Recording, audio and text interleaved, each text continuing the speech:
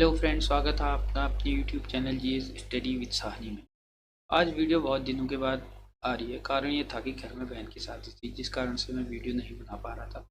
आज से हमारी वीडियो कंटिन्यू आएंगी और आज से हमारी नई सीरीज वन लाइन की रहेगी, जो खान सर के द्वारा लिखित बुक सार संग्रह से संबंधित होगी, जिसमें हम हिस्ट्री, पॉलिटी, ज्योग्राफी और इकोनॉमिक्स के वन लाइनर को कवर करेंगे। और इसी में हम एक दिन हम इसको देखेंगे और एक दिन हम इसकी डीप क्लासेस देखेंगे, जो हमारी आधी सीरीज हो चुकी है। इसको हम भी पूरा करेंगे। हो गया तो शुरू करते हैं। द ईस्ट इंडिया कंपनी को पहले the company of merchants of London trading into the east Indies के नाम से जाना जाता था। इसको भारत में 31 दिसंबर 1600 को किसके द्वारा हस्ताक्षरित एक रॉयल चार्टर द्वारा स्थापित किया गया था। यह किया गया था महारानी एलिजाबेथ प्रथम के द्वारा। उसके बाद है, किस युद्ध द्वारा भारत में अंग्रेजी साम्राज्य की नींव पड़ी थी। तो अंग्रेजी साम्राज्य की नींव जो पड़ी थी वह पड़ी थी भारत में प्लासी के युद्ध, यानी कि प्लासी का युद्ध जो हुआ था वह हुआ था 1757 के द्वारा। उसके बाद है, किस युद्ध में ईस्ट इंडिया कंपनी की विजय होने से वह व्यापार के साथ साथ भारत में शासन भी करने लगी थी। तो भारत में व्यापार के साथ साथ शासन भी करने लगी थी यह बक्सर के युद्ध के बाद, यानी कि बक्सर का जो युद्ध हुआ था वह हुआ था 1764 में। उसके बाद है, 1765 में कंपनी को दीवानी अधिकार, यानी कि बंगाल, बिहार और उड़ीसा वाले क्षेत्र में जो दीवानी अधिकार था किस मुगल बादशाह द्वारा प्रदान किया गया था। तो यह किया गया था शाह आलम द्वितीय के द्वारा। उसके बाद है, भारत में सर्वप्रथम लिखित तथा विधायिका द्वारा पारित कानून के अनुसार शासन को संचालित करने का मार्ग कब प्रस्तर हुआ। यह हुआ था 1764 में बक्सर के युद्ध के बाद। उसके बाद है रेगुलेटिंग एक्ट, ठीक हो गया, यानी कि ईस्ट इंडिया कंपनी के द्वारा जो पहला एक्ट लाया गया था यह 1773 में लाया गया था, रेगुलेटिंग एक्ट, ठीक हो गया। तो देखते हैं, रेगुलेटिंग एक्ट 1773 को एक विधेयक के रूप में ब्रिटिश संसद में किसने प्रस्तुत किया था। तो यह किया था लॉर्ड फ्रेडरिक नॉर्थ के द्वारा। उसके बाद है, भारतीय राज्यों पर संसदीय नियंत्रण का प्रारंभ किस एक्ट द्वारा प्रारंभ होता है। यह होता है 1773 के रेगुलेटिंग एक्ट के द्वारा। उसके बाद है, रेगुलेटिंग एक्ट के बाद बंगाल के फोर्ट विलियम गवर्नर को कंपनी के संपूर्ण भारतीय क्षेत्र का प्रथम गवर्नर जनरल बनाया गया। प्रथम गवर्नर जनरल किसको नियुक्त किया गया था। तो जो प्रथम गवर्नर जनरल नियुक्त किया गया था यह किया गया था लॉर्ड वारेन हेस्टिंग को, ठीक हो गया।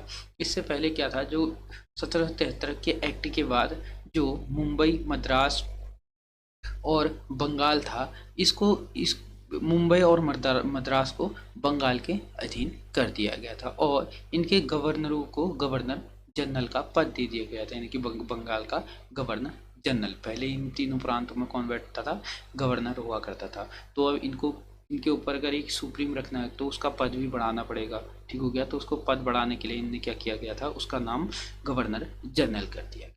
तो पहला जो गवर्नर जनरल था वह था वारेन हेस्टिंग।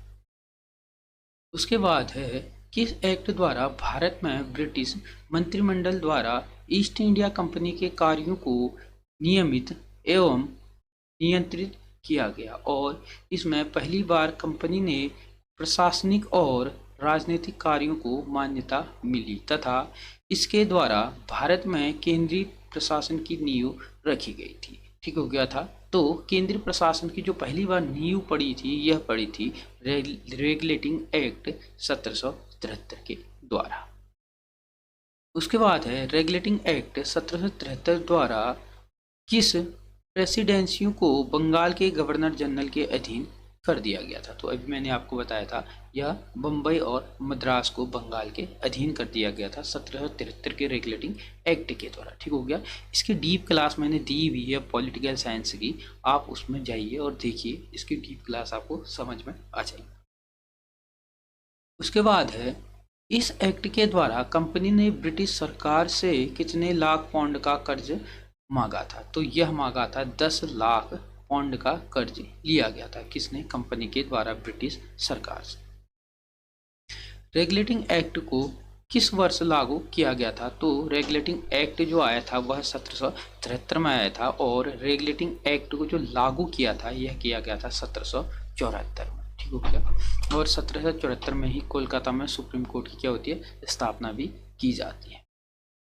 उसके बाद है किस एक्ट द्वारा गवर्नर जनरल की सहायता के लिए 4 सदस्यों की एक परिषद बनाई गई तथा परिषद सहित गवर्नर जनरल को अध्यादेश जारी करने का अधिकार प्रदान किया गया था? तो यह किया गया था रेगुलेटिंग एक्ट 1773 के द्वारा। उसके बाद है रेगुलेटिंग एक्ट के द्वारा 1774 में एक सुप्रीम कोर्ट की स्थापना की गई जिसमें एक मुख्य न्यायाधीश तथा 3 अन्य यानी कि अन्य अपर न्यायाधीश जो अन्य न्यायाधीश थे की स्थापना की गई। इस सुप्रीम कोर्ट की स्थापना कहाँ की गई थी? तो अभी मैंने आपको बताया था कोलकाता में सुप्रीम कोर्ट की स्थापना की गई थी 1774 में। सुप्रीम कोर्ट के निर्णयों के विरुद्ध अपील कहाँ की जा सकती थी? तो यह किए जा सकते थे प्रीवियस काउंसिल। ठीक हो गया। यह सुप्रीम कोर्ट के विरुद्ध अपील यहाँ पर की जा सकती थी। 1774 ईस्वी में स्थापित सर्वोच्च न्यायालय के प्रथम मुख्य न्यायाधीश कौन थे? तो सर एलिजा एम पेज के क्या थे? प्रथम मुख्य न्यायाधीश थे जब 1774 में सुप्रीम कोर्ट की स्थापना कोलकाता में होती है।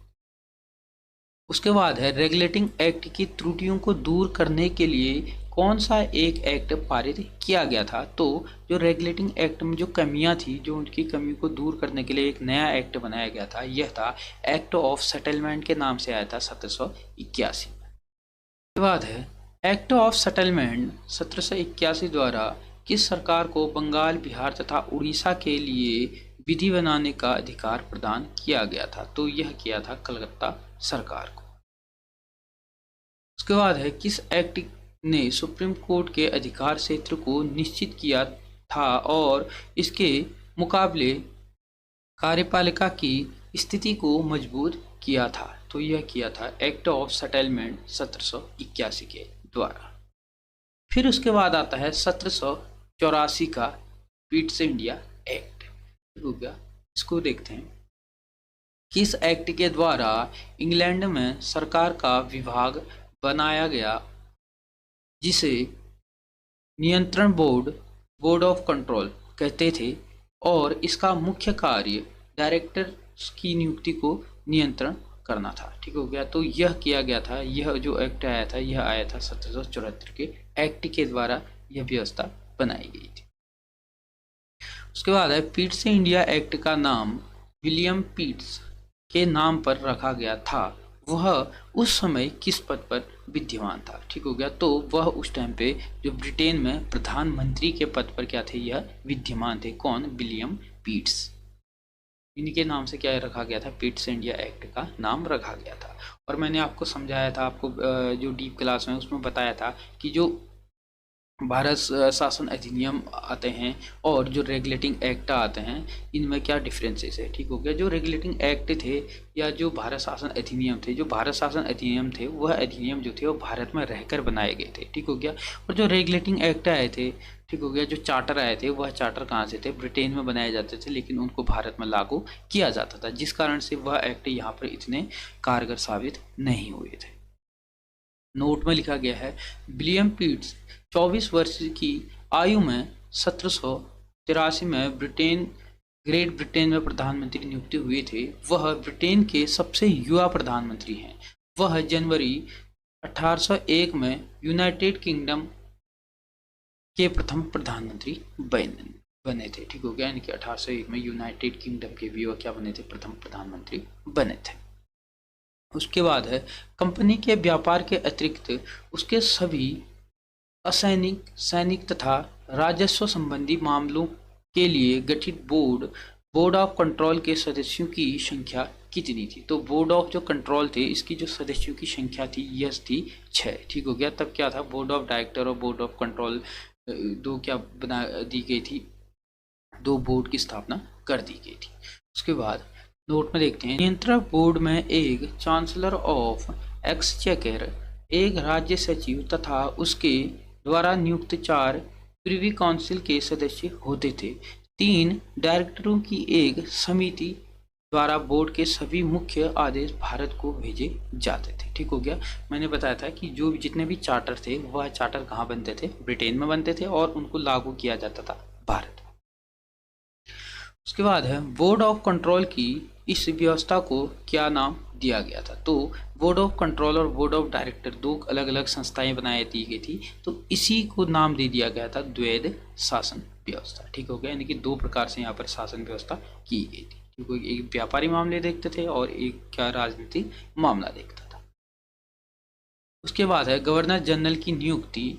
इस एक्ट 1774 के पीठ से इंडिया एक्ट से पहले सम्राट द्वारा की जाती थी, किंतु अब उसकी नियुक्ति किसके द्वारा की जाने लगी थी। ठीक हो गया। तो उसकी नियुक्ति जो की जाने लगी थी वह बोर्ड ऑफ कंट्रोल के द्वारा की जाने लगी थी।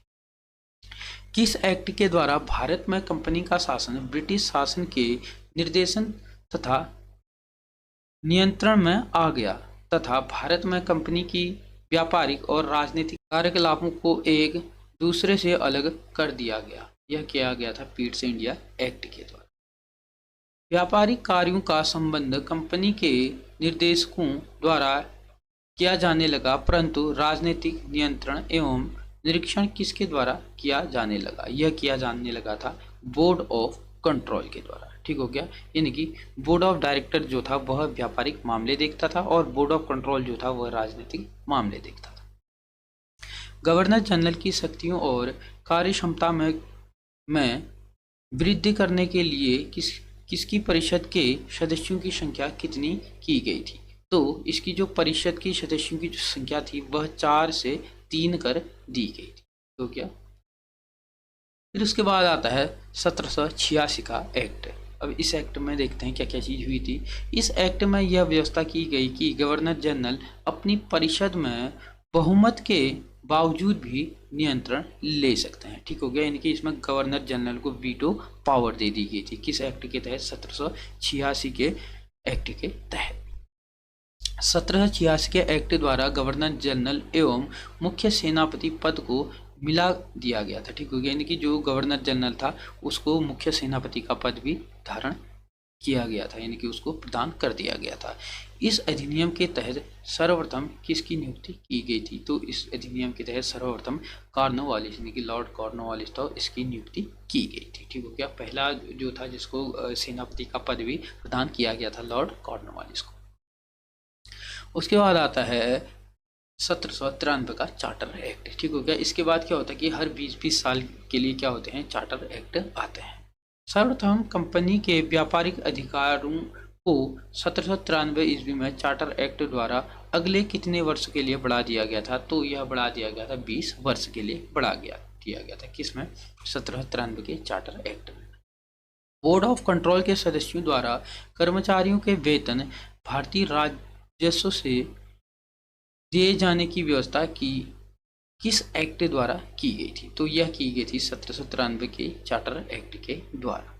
1793 के चार्टर अधिनियम द्वारा किस महानगरों के यानी कि किन महानगरों के लिए नगर निगम के गठन की व्यवस्था की गई थी? यानी कि पहली बार नगर निगम की व्यवस्था की गई थी इसमें 1793 के चार्टर एक्ट में। ठीक हो गया। इसमें मद्रास, कलकत्ता और बम्बई शामिल थे। उसके बाद आता है 1813 का चार्टर एक्ट। किस अधिनियम द्वारा सर्वप्रथम भारतीय प्रदेशों पर क्राउन की प्रभुसत्ता का दावा किया गया था? तो क्राउन की प्रभुसत्ता का दावा किया गया था 1813 के चार्टर एक्ट द्वारा।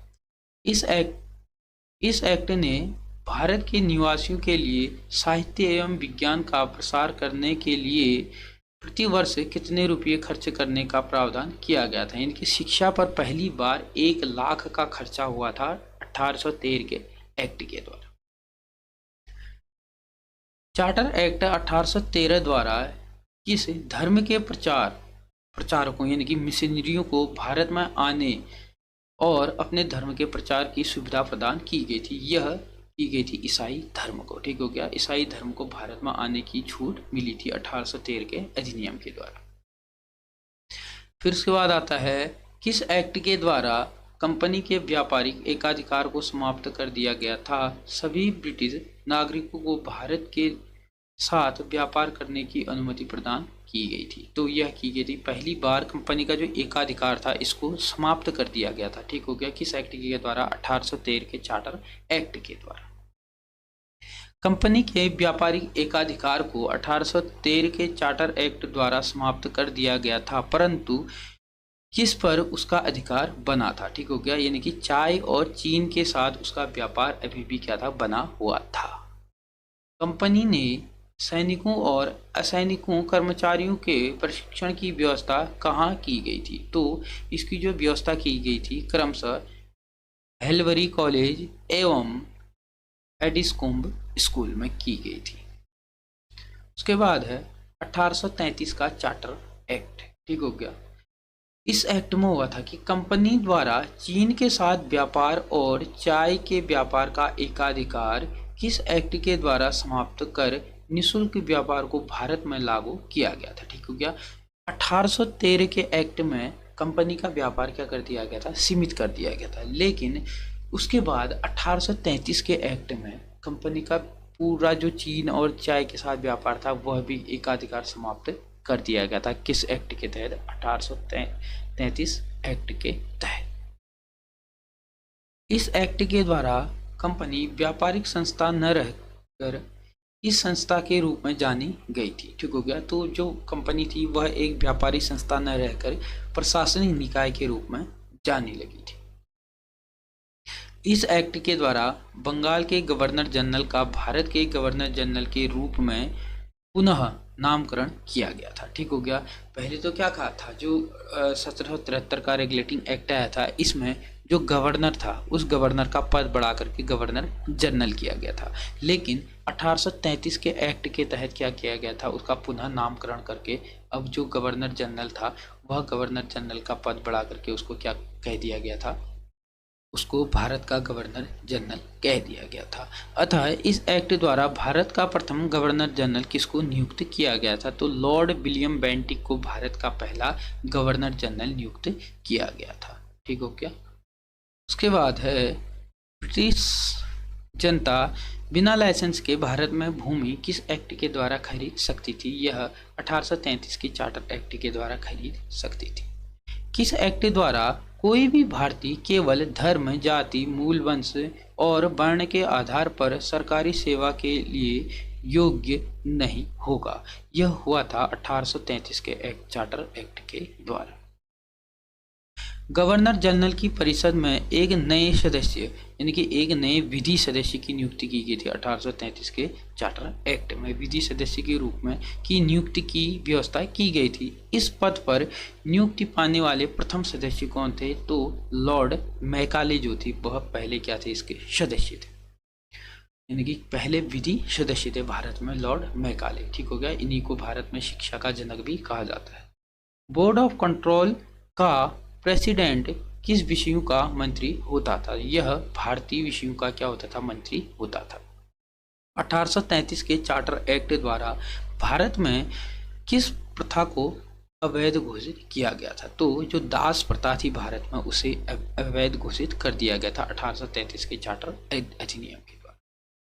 फिर उसके बाद जो अगले 20 के साल के बाद जो एक्ट आता है वह आता है 1853 का चार्टर अधिनियम। ठीक हो गया, यह कंपनी का जो चार्टर अधिनियम था भारत में वह अंतिम क्या था? चार्टर अधिनियम था। ठीक हो गया, इसके बाद जो जितने भी अधिनियम आते हैं वह भारत शासन अधिनियम के नाम से भारत में जाने जाते हैं। ठीक हो गया, और मैंने पहले आपको बताया है जो चार्टर अधिनियम होंगे वह कहाँ बनाए जाते थे? ब्रिटेन में बनाए जाते थे और उनको भारत में लागू किया जाता था, जिस कारण से क्या हुआ था वह भारत में इतने सफल नहीं हो पाए थे। लेकिन जो भारत शासन अधिनियम था वह भारत में रहकर ही उसको बनाया जाता था। तो देखते हैं बंगाल के किस लेफ्टिनेंट गवर्नर की नियुक्ति की व्यवस्था किस अधिनियम के द्वारा की गई थी? तो यह की गई थी 1853 के चार्टर अधिनियम के द्वारा। 1853 के चार्टर एक्ट के तहत भारत के लिए पृथक विधान परिषद की स्थापना की गई। इस परिषद में सदस्यों की संख्या कितनी थी? तो जो विधान परिषद की पहले 1833 में तो एक विधि सदस्य था, लेकिन 1853 में पूरा का पूरा विधान परिषद यहाँ पर नियुक्त कर दिया गया था। तो इसकी जो कुल संख्या थी वह थी 12 थी। फिर उसके बाद आता है 1853 के चार्टर एक्ट द्वारा किस सदस्यों को परिषद का पूर्ण सदस्य बना दिया गया था? ठीक हो गया। तो यह विधि सदस्यों को परिषद का पूर्ण सदस्य बना दिया गया था। फिर उसके बाद है विधान परिषद द्वारा पारित विधेयकों को कौन वीटो कर सकता था? तो गवर्नर जनरल को क्या दे दिया गया था? Veto power. कब? 1786 के एक्ट में जो गवर्नर जनरल था उसको वीटो पावर प्रदान कर दी गई थी। ठीक हो गया। तो इस पर वीटो लगा, जो परिषद के नियम थे उन पर वीटो लगाने का अधिकार गवर्नर जनरल को ही प्राप्त था। विधान परिषद में वाद विवाद का प्रारूप मौखिक था। परिषद के कार्यों की प्रकृति कैसी थी? गोपनीय या सार्वजनिक? तो जो परिषद की जो कार्रवाई थी वह सार्वजनिक प्रक्रिया की होती थी, यानी कि उसको गोपनीय नहीं रखा जाता था। उसके बाद है चार्टर एक्ट 1853 के तहत किस सेवा के अंतर्गत भारतीय अधिकारियों की नियुक्ति के लिए खुली प्रतियोगिता परीक्षा की शुरुआत की गई थी? यानी कि भारत में सिविल सेवा के लिए क्या कर दिए गए थे? भारतीयों के लिए भी यहाँ मौका दे दिया गया था। किस एक्ट के तहत? 1853 एक्ट के तहत भारत सिविल सेवा में क्या था कि यहाँ के लोग भी भाग ले सकते थे। उसके बाद है कार्यपालिका तथा विधायी शक्तियों के पृथक्करण के लिए सर्वप्रथम प्रयास प्रारंभ किया गया था। तो यह किया गया था 1853 के चार्टर अधिनियम में। सर्वप्रथम संपूर्ण भारत के लिए एक विधानमंडल का प्रावधान कब किया गया था? तो यह किया गया था 1853 के चार्टर अधिनियम में। 1853 के चार्टर एक्ट द्वारा सर्वप्रथम विधान परिषद के किस सिद्धांतों को स्वीकार किया गया था? तो यह किया गया था क्षेत्रीय प्रतिनिधित्व के सिद्धांत को स्वीकार किया गया था। फिर उसके बाद आता है 1858 का गवर्नमेंट ऑफ इंडिया एक्ट। ठीक हो गया। अभी तक तो क्या होता है कि चार्टर अधिनियम होते हैं। ठीक हो गया। लेकिन जब 1857 की क्रांति होती है उसके बाद ब्रिटेन की संसद ने कह दिया गया था कि कंपनी अब तुम्हारे बस का बात नहीं है भारत में शासन कर पाना। तो उससे क्या कर दिया गया था? शासन ब्रिटिश संसद के हाथ में हस्तांतरित इस एक्ट के तहत हो गया था। ठीक हो गया। तो यहाँ पर से अब जितने भी एक्ट आएंगे वह भारत शासन अधिनियम के नाम से आएंगे। इस एक्ट के द्वारा कंपनी का शासन समाप्त हो गया एवं ब्रिटिश क्राउन यानी कि साम्राज्ञी जो थी, जो महारानी थी, उसके हाथ में क्या हो गया था? हस्तांतरित कर दिया गया। द्वारा शासन की वागडोर संभाल ली गई थी। गवर्नमेंट ऑफ इंडिया एक्ट के द्वारा किस 1858 में जो पारित हुआ था। उसके बाद आता है 1858 के अधिनियम किस नाम से पारित किए गए थे? ठीक हो गया। यह act for the better government of India नाम से क्या हुआ था? यह पारित किया गया था। उसके बाद है 1858 में भारत का प्रशासन सम्राज्ञी द्वारा नियुक्त 15 सदस्यीय एक परिषद को सौंपा गया था। इस परिषद का अध्यक्ष किस नाम से जाना जाने लगा था? ठीक हो गया। तो इसका जो अध्यक्ष था उसे मुख्य राज्य सचिव के नाम से इसे जाना गया था। ठीक हो गया। यानी कि इसको कह दिया गया भारत सचिव। राज्य सचिव को इस समय डायरेक्टर्स के बोर्ड तथा नियंत्रण बोर्ड दोनों की संयुक्त शक्तियां मिल गई। राज्य सचिव की 15 सदस्यीय परिषद में सदस्यों की नियुक्ति कौन करता था? तो सदस्यों की जो नियुक्ति करता था वह ब्रिटिश क्राउन यानी कि क्राउन के जो 8 सदस्य थे वह क्या करते थे? इसकी नियुक्ति करते थे। और डायरेक्टर बोर्ड के 7 सदस्य थे, यह इसकी क्या करते थे? नियुक्ति करते थे। टोटल कितने? 15 जो सदस्य थे वह इसकी नियुक्ति किया करते थे। किसको निर्देशन मंडल का अंतिम अध्यक्ष और भारत का प्रथम राज्य सचिव नियुक्त किया गया था? तो लॉर्ड स्टैनली को क्या किया था? भारत का प्रथम राज्य सचिव नियुक्त किया गया था। भारतीय सचिव ब्रिटिश मंत्रिमंडल का सदस्य होता था, वह इसके प्रति उत्तरदायी होता था। तो यह ब्रिटिश संसद के प्रति क्या होता था, उत्तरदायी होता था। कौन, भारत सचिव, जो भारत में सचिव का पद था, यह ब्रिटिश संसद के प्रति क्या होता था, उत्तरदायी होता था। लेकिन जो वाइसरॉय होता था वह राजा के प्रति क्या होता था, उत्तरदायी होता था। गवर्नमेंट ऑफ इंडिया एक्ट 1858 के पारित होने के समय ब्रिटेन प्रधानमंत्री कौन थे? तो ब्रिटेन में जो प्रधानमंत्री थे वह लॉर्ड पामस्टन वहाँ के क्या थे, प्रधानमंत्री थे। इस अधिनियम ने 1784 के पीट्स इंडिया एक्ट द्वारा पारित किए गए शासन व्यवस्था को समाप्त कर दिया गया था। यानी कि जो पीट्स इंडिया एक्ट में दोहरी शासन यानी कि द्वैत शासन प्रणाली थी उसको क्या कर दिया गया था, समाप्त कर दिया गया था। ठीक हो गया। अब जब कंपनी ही समाप्त कर दी है तो उसका शासन यहाँ पर रख के क्या फायदा था, उसको भी क्या करना पड़ा था, समाप्त करना पड़ा था। इस अधिनियम द्वारा भारत में गवर्नर जनरल वाइसरॉय बन गया, यानी कि जो गवर्नर जनरल का पद था उसको वाइसरॉय कह दिया गया था, जो क्राउन की सीधा प्रतिनिधित्व करता था, यानी कि सीधे राजा का क्या करता था, भारत में प्रतिनिधित्व करता था। यह पदनाम धारण करने वाला प्रथम व्यक्ति कौन था? तो यह पदनाम धारण करने वाला प्रथम व्यक्ति था लॉर्ड कैनिंग। ठीक हो गया। और प्रथम भारत में क्या था कि जो वाइसरॉय था वह था लॉर्ड कैनिंग। एक अधिनियम द्वारा भारत के देशी राजाओं के ब्रिटेन राजाओं के से सीधे संबंध की किस वर्ष स्थापित किया गया था? तो यह 1858 में क्या था कि भारत के जो राजा थे वह सीधे संबंध बना सकते थे किससे, ब्रिटेन के राजा से।